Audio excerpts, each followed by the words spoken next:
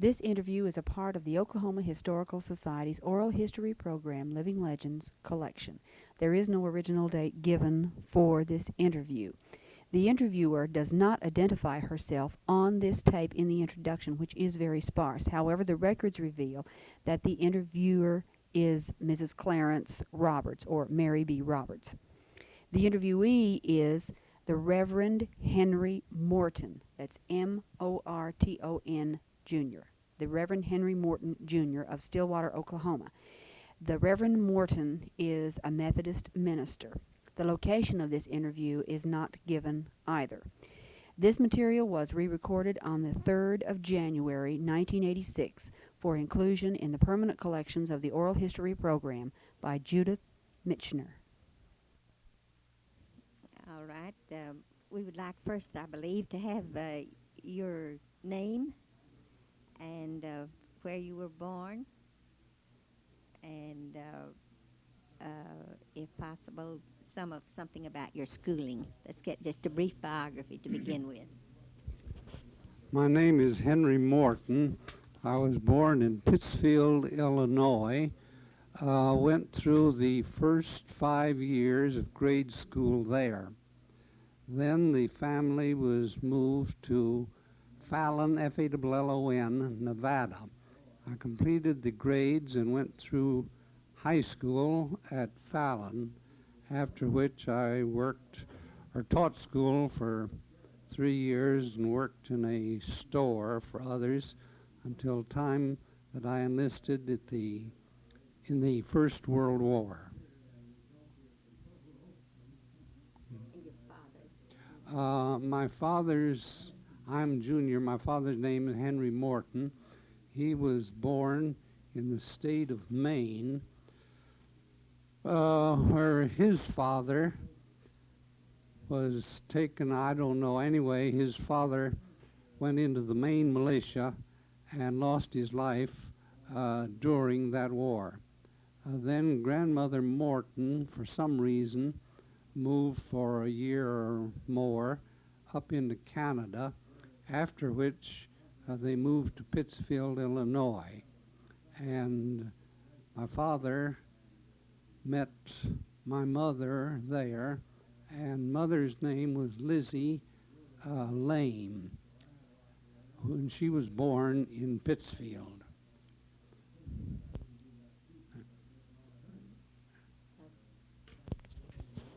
And we'd like to know something about the experiences in that First World War.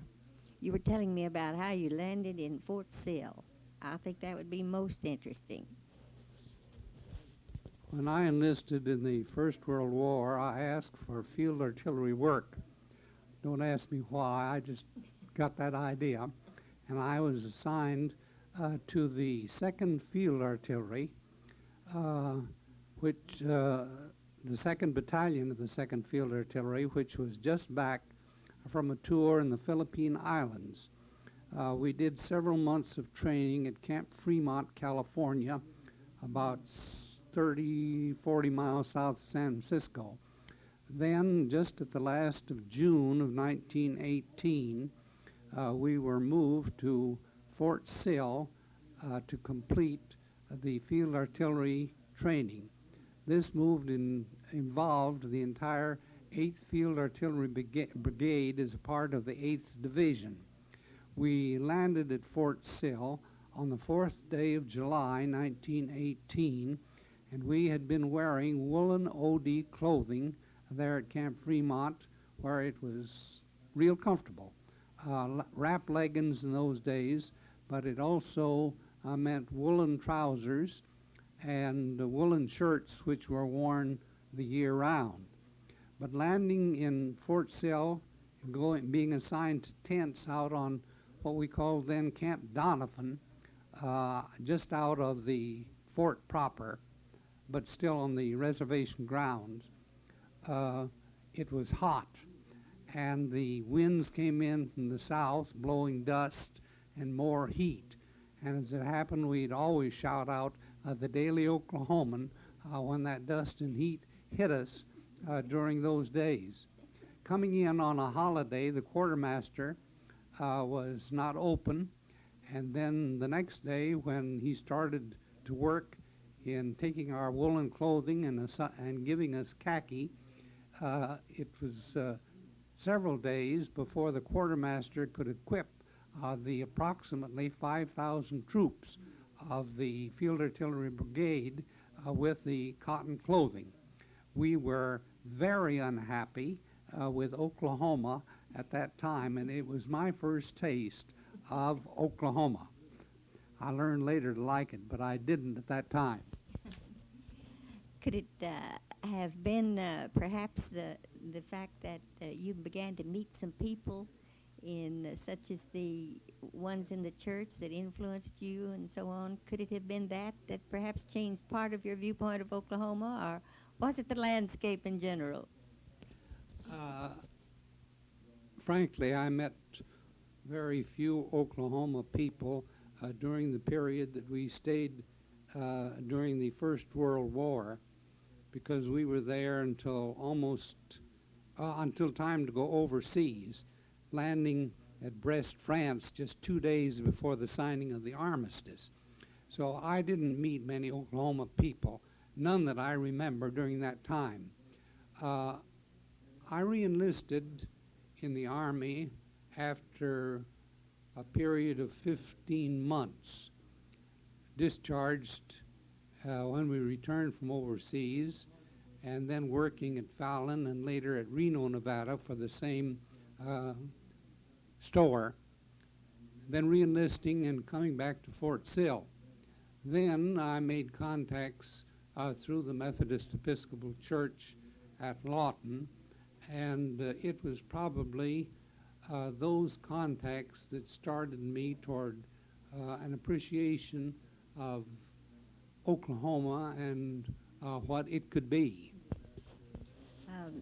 Major Morton, I'm sure there's something interesting in the fact you said that on your first enlistment, you evidently were a corporal or a private in the Army with your wrap leggings and those heavy old OD uniforms.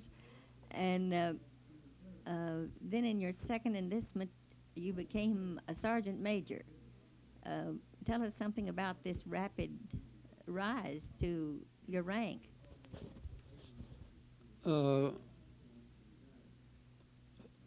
I went to a school for communications at Fort Sill, and from that school I graduated the top man in the entire group and received what they called at that time the Knox medal. So while I was trained to increase my ability as a communications man, when I came back they put me in an office and I never did any communications work afterwards. That may be Army, well anyway, the Army does work that way. But in the office, the adjutant told me that they thought that I could handle things, that I'd had good judgment, and that when things happened and I was all alone, that I was to do something. And he made the remark, which I haven't forgotten, that I would make mistakes, but to do something and they would stand back of me. And on several instances, he did stand back of me in a wonderful way. One of those, I was running the Officer of the Day roster, and for some reason the man detailed could not mount guard as Officer of the Day. I went down the line on a Saturday and couldn't find anyone until I finally got a first lieutenant, who, by the way, during the Second World War later became a general officer. And that lieutenant was there and argued with me that he couldn't mount guard. So I said, well, Lieutenant, I just must have an Officer of the Day. I've got a heavy date tonight. I can't mount guard. So I said, Lieutenant, the adjutant directs that you mount guard immediately as Officer of the Day. And I hung up. I think the lieutenant realized that probably the adjutant was not there. And I suspect he tried to call him but couldn't get him.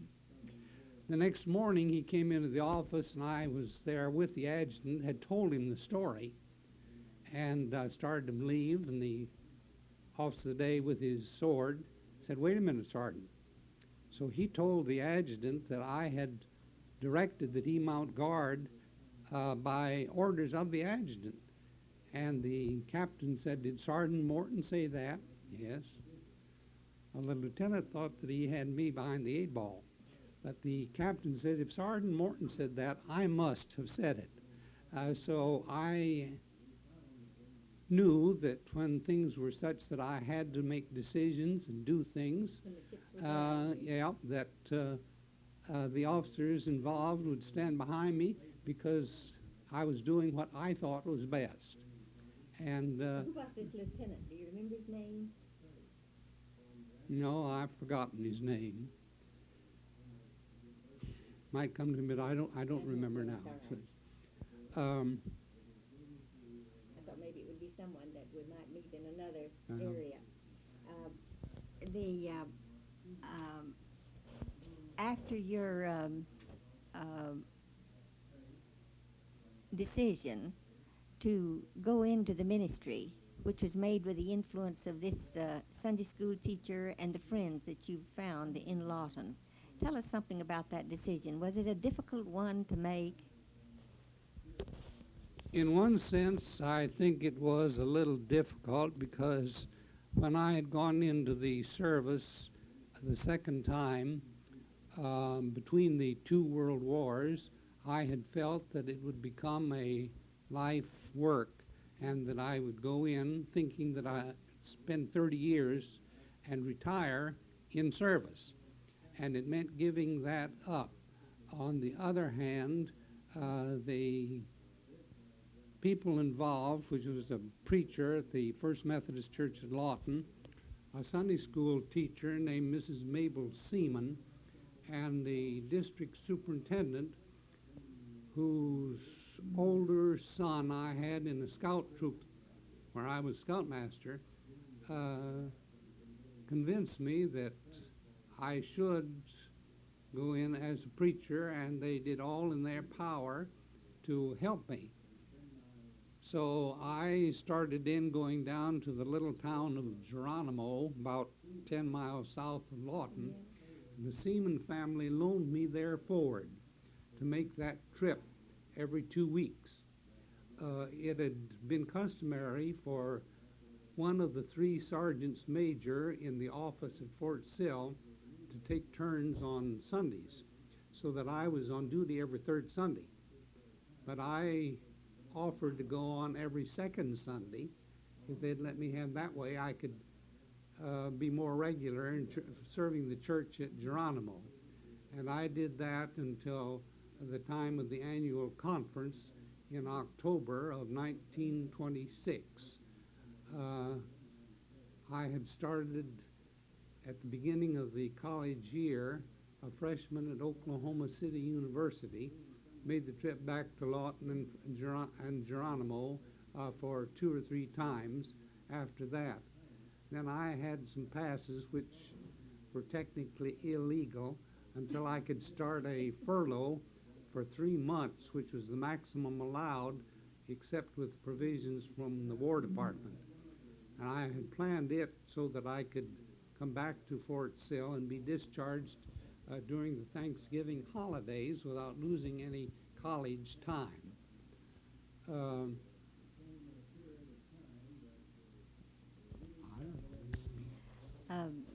When you entered college as a freshman, I believe you said that the young lady that became your wife later was a senior.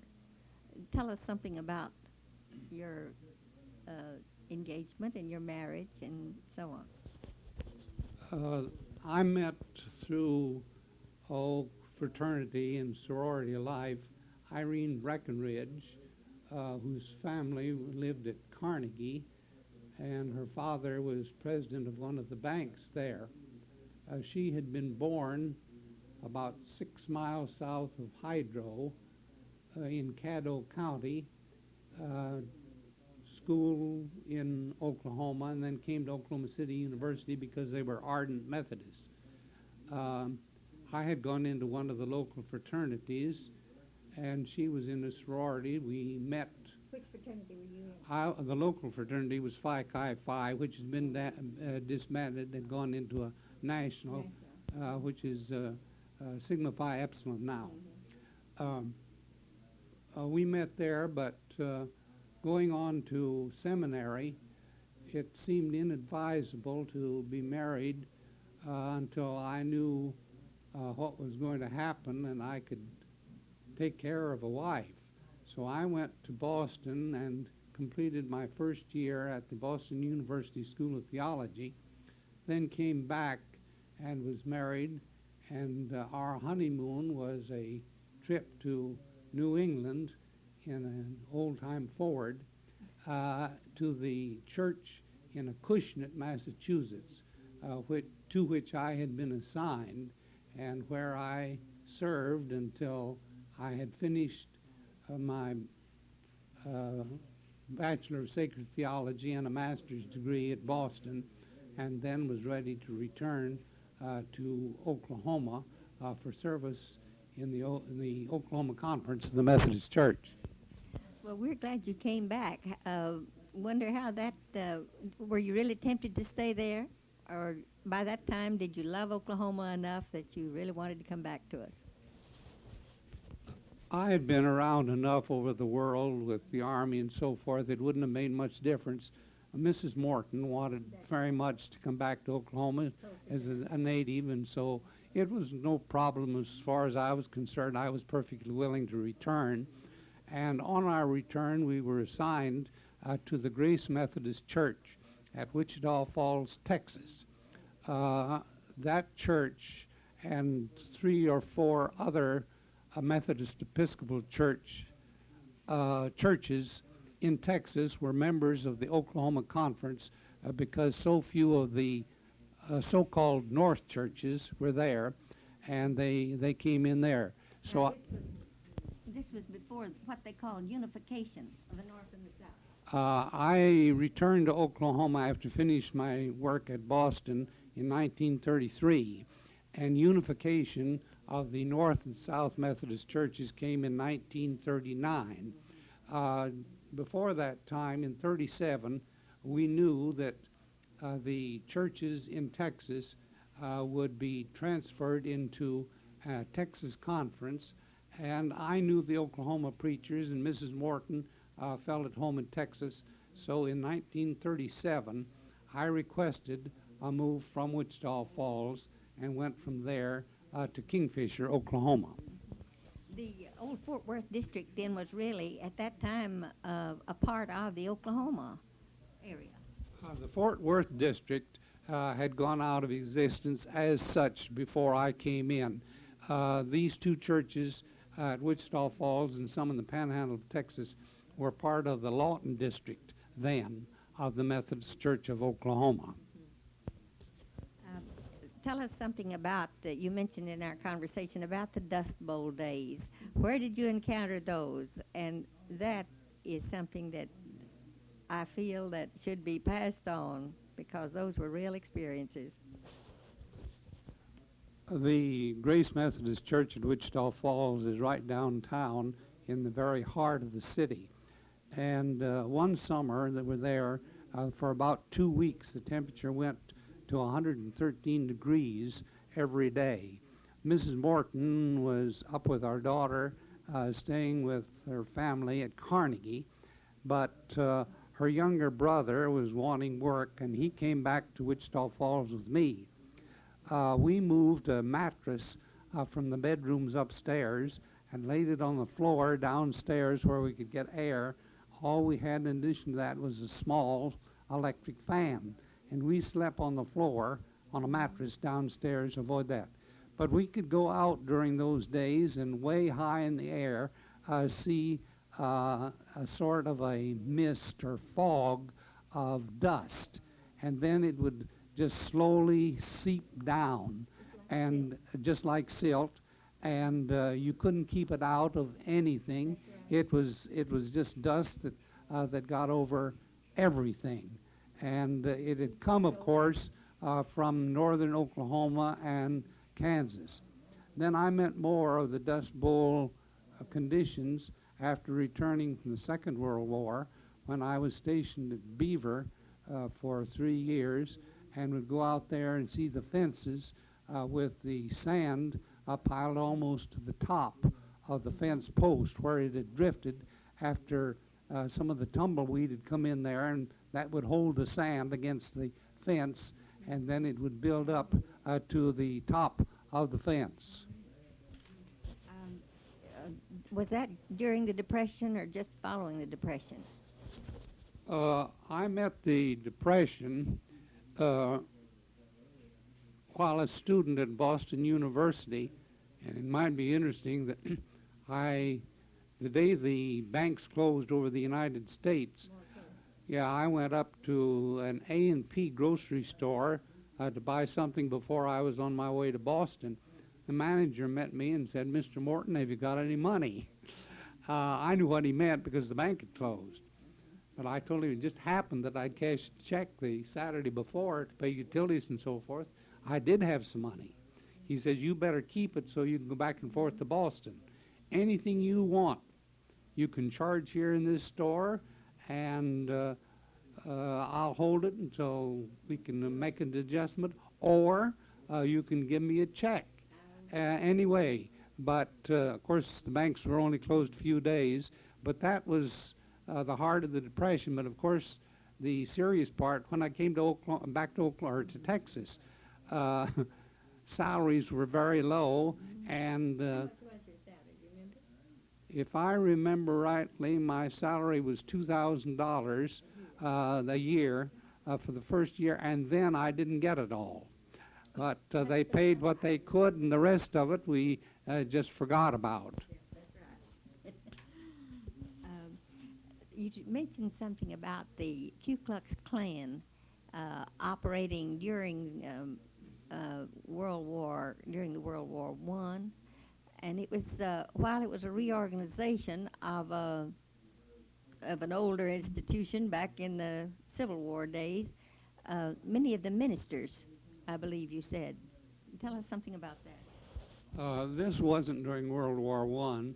It was after I returned to Fort Sill in 1920, and between that period in 1920 and 1926, when I purchased my discharge from the Army in order to go up to college. In the meantime, I had been sent to a CMTC camp as a blue student in order that they could have a blue class, very much against my will, because at Fort Sill we didn't do much in the summertime and it was hot. But they didn't ask me, they sent me. But then when the camp was over, they gave me a commission as a second lieutenant of Field Artillery Reserve. And after I bought out, that commission still held, and I carried it until I had completed my seminary work, and then was transferred from the Field Artillery to the Chaplain's Corps, which gave me automatically raise in rank, because the lowest rank in the Chaplain's Corps was a first lieutenant. And I had that until I went through the Second World War as in that capacity doing the work, church work. But to come back to the Ku Klux Klan, in Lawton, there were parades, ever so often, and knowing the preachers, I had very close contact with a number of them, and I'm safe in saying that at least 50%, and I think a larger percent than that, were members of the Ku Klux Klan at that time. And while our thinking perhaps is different today, then they felt it was a thing that they should do, and they did do it. While I can't speak for preachers of other denominations, I do think that our Methodist preachers are not too different in their thinking from most of our Protestant brethren in these other groups. There was a time when you were at Kingfisher and also at Beaver as a pastor. Following that, when did you come to Stillwater? I went into service when the Oklahoma National Guard was mobilized, in the fall of 1940, and I was pastor at Kingfisher at that time. Then, of course, was carried by the conference during the period of the war. On my return, I had on point system enough to get out most any time, so I tried to arrange it and did, that I was discharged from the Army in September of 1945. Our conference at that time meeting in October. I think it was about 2 weeks that I had between the time of my discharge until the conference met.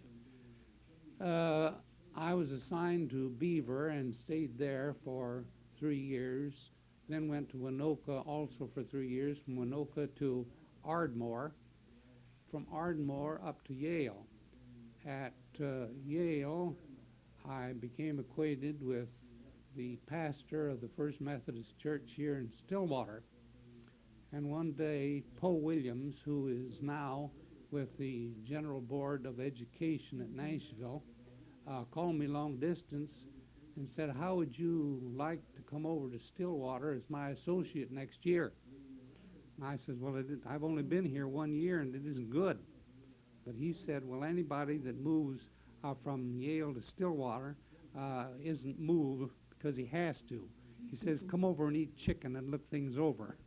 So we did, and at the conference of that year, we moved to Stillwater, and I served as associate pastor of the First Methodist Church here in this city for 14 years, until by the law of the church I was forced to retire because of age.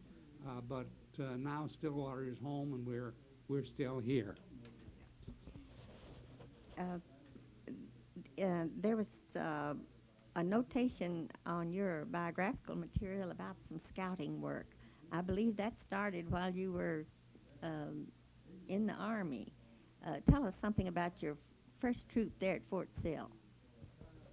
Before I start with the troop at Fort Sill, let me say that out in Fallon, Nevada, in 1911, I believe, a scout troop was started, and I turned over eventually a copy of the second edition of the Boy Scout Handbook to our organization up at Ponca City, so that they could have it, and I felt it belonged to them rather than for me to keep it. So I had contact about a year after the organization of the Boy Scouts here in the United States. Then in 1917, just before I started or went into the Army during the First World War, I was assistant scoutmaster still at Fallon, Nevada. When I had been serving for a while at Fort Sill between the wars, at the church, the scoutmaster approached me and said he needed help. So I started in there and was assistant scoutmaster of Troop 4 at Lawton. Then the scoutmaster was transferred to California, and I became scoutmaster and went on with that task for 4 or 5 years. A little bit later, the adjutant, of whom I spoke a while back, came into the office and said, "Sergeant, would you consider organizing a Boy Scout troop here at Fort Sill?" And I said, "Well, Captain, I've got one at Lawton." He said, "I know that. That's the reason I'm asking." He says, "We'll give you all the help we can, anything you need that we can provide. All you have to do is ask for it, and you know how to ask." And I did. So I took on, and for a while I had 2 scout troops, but they allowed me time and provisions. If I wanted to take a group out to the Wichita Forest and Game Preserve, all I had to do was ask for a truck. It was given to me along with a driver who had a good weekend just lying around doing nothing. The mess sergeant says, "Well, you won't be here for meals," and he'd loaded down a good deal more than I would eat as a help in our provisions during that time. The tank was filled with government-issue gas, and they expected me to bring the truck back empty. If I needed more gas during that time, I had to provide it. But that is just symbolic of the way that they helped me, and we would go around carrying on the work. I knew the terrain there because my work as a sergeant major of the School Troops Division meant that I made assignments of who would be working out in various firing areas. I knew when it was safe to go out into those areas. If I wanted to take a group to climb Signal Mountain, I knew whether I could or whether I could not, or to other parts there which are less well known. So that I carried on the work of that until the time when I was forced to leave Fort Sill and Lawton in order to go to Oklahoma City and start my college work. Reverend Morton, there's one area we haven't touched. I understand that you're quite interested in the various organizations of senior citizens. Just what field is that? Sometimes, even though you were retired from the church, perhaps sometimes you find a bigger field in these. I started work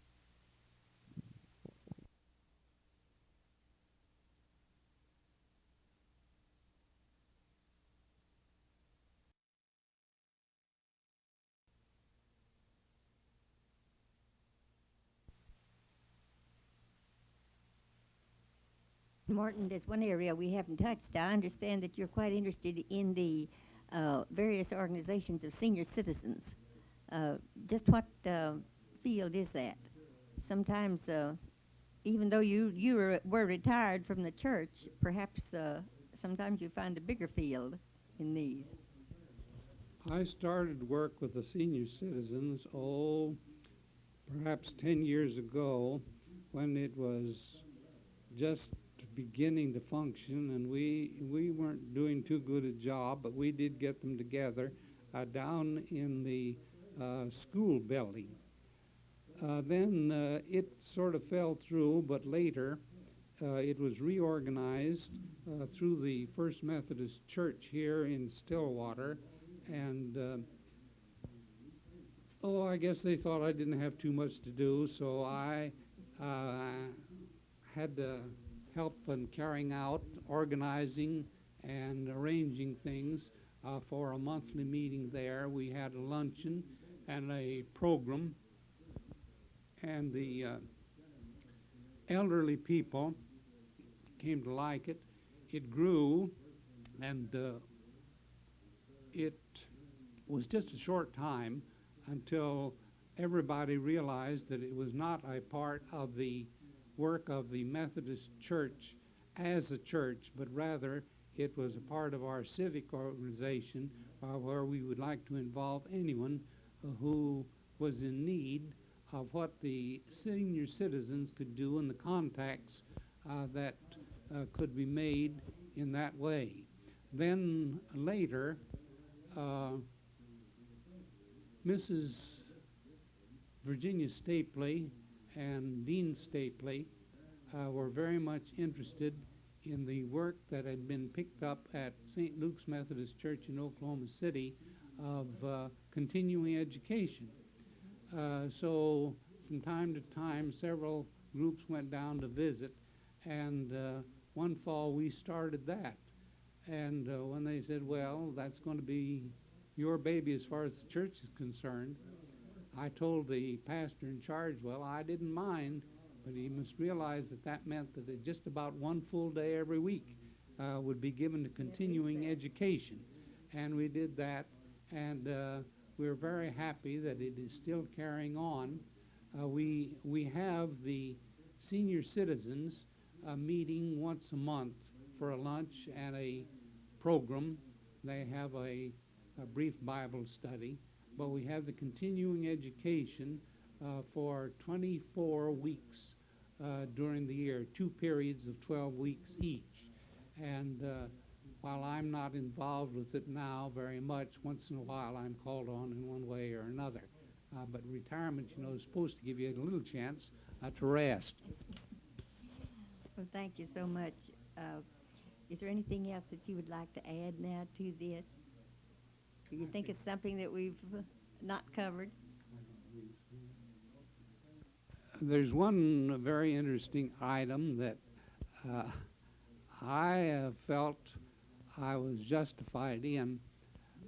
During my years as chaplain, when the 158th Field Artillery was in service before Pearl Harbor, we were down, I think, in Texas, maybe Louisiana, on payday. And when payday came and men were in the field, there was always a chance for more gambling than was good. So I told the men that I was going to go around from battery to battery after pay, and if they wanted any money orders, they could let me know about it. And I did. I went to 10 different batteries that day. Finally got back to the place where I belonged, and I told the man in charge, I said, I'm going to be back here after a while, and the way things look now, I'm going to have about $10,000 on me. Will you have somebody here to keep guard around me during the rest of the night? So when I came in to go to bed, I was challenged, but he saw who I was, and I went to bed. The next day, I went down to a post office, and there were lines of men wanting money orders. But I got up to the front and told the clerk there that I'd like to see the postmaster, that I had, I thought, $10,000 with 400 requests for money orders. So he says, I'll get you the postmaster. He took us into his office, and my clerk and I went in there with a man from the office who wrote money orders the rest of that day and the next morning. And we had just about what I have suggested. But when I went in there, another chaplain met me. I had on a gun. And this chaplain thought it was terrible that a chaplain should be running around with a gun strapped on. But I told him, well, I had been in the Army long enough, I knew how to use the gun, and it was protection, and I was making no apologies for it. And I still make no apologies that I had that gun, because I got the $10,000 safely out to the places where those men wanted it. I'm afraid you broke up a lot of gambling games that the boys might have enjoyed that evening. I think probably that's true, but then some of their wives got money that was probably badly needed at home. Well, thank you so much, Reverend Morton. It's been a pleasure to interview you.